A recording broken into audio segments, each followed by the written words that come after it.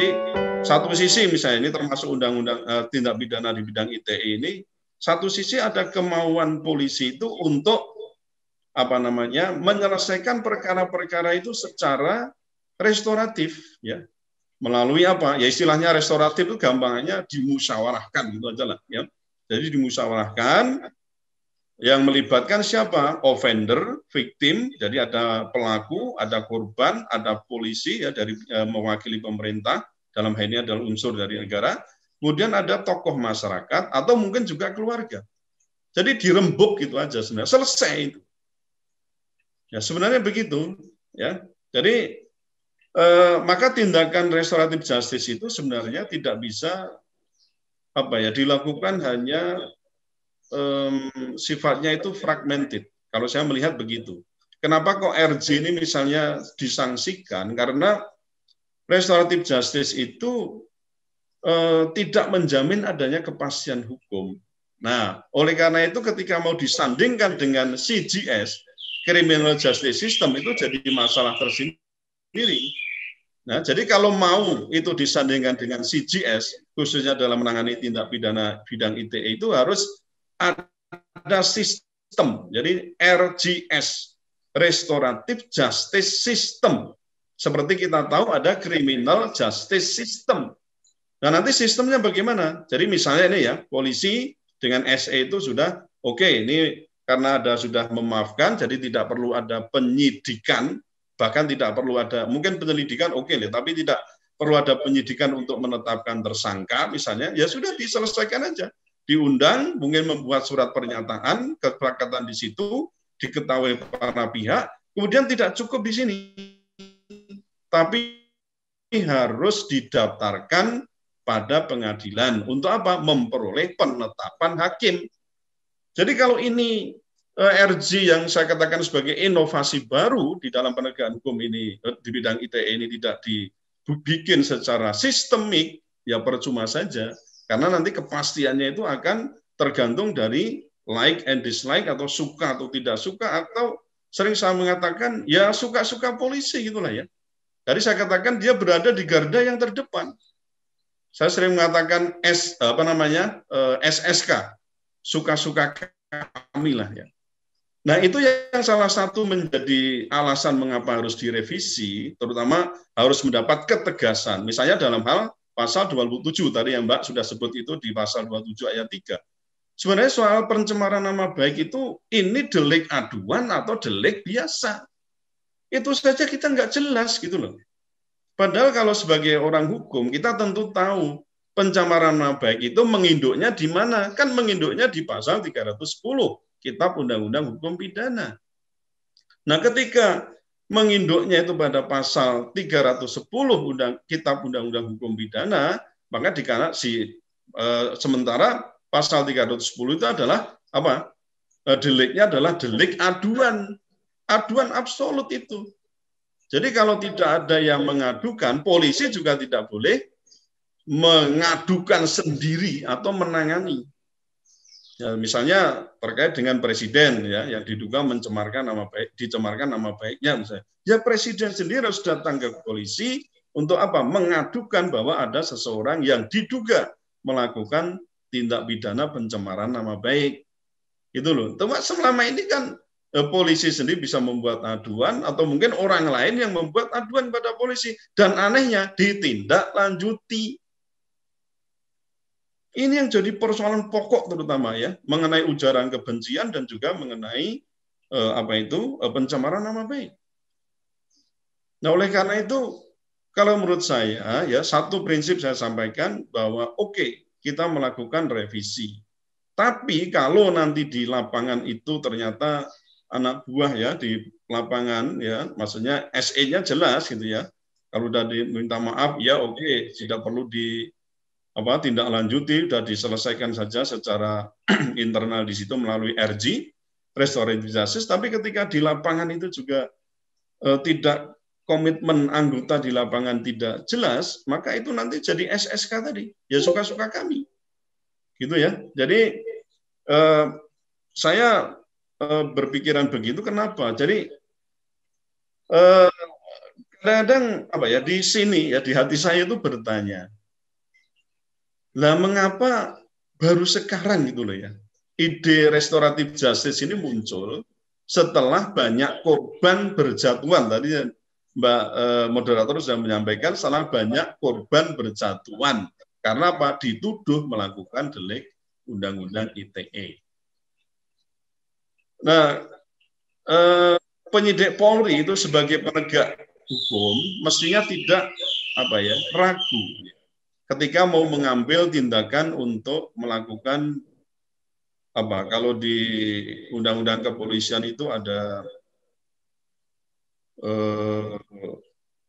diskresi ya misalnya di pasal 18 ya undang-undang kepolisian itu kan disebutkan bahwa untuk kepentingan umum gitu ya polisi itu dapat mengambil tindakan sendiri bahkan ada juga di pasal 16 ya ayat 1 ya butir L itu juga disebutkan juga bisa mengambil tindakan lain dengan syarat-syarat tertentu.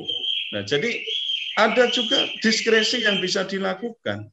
Cuma tadi saya katakan karena itu merupakan diskresi, ya diskresi itu kan istilah gampangnya itu sebagai perbuatan untuk melakukan atau tidak melakukan atau kebijakan untuk melakukan atau tidak melakukan to do or not to do sehingga yang tadi saya katakan kalau nggak ada pedoman secara pasti ya SSK ya suka-suka kami gitu.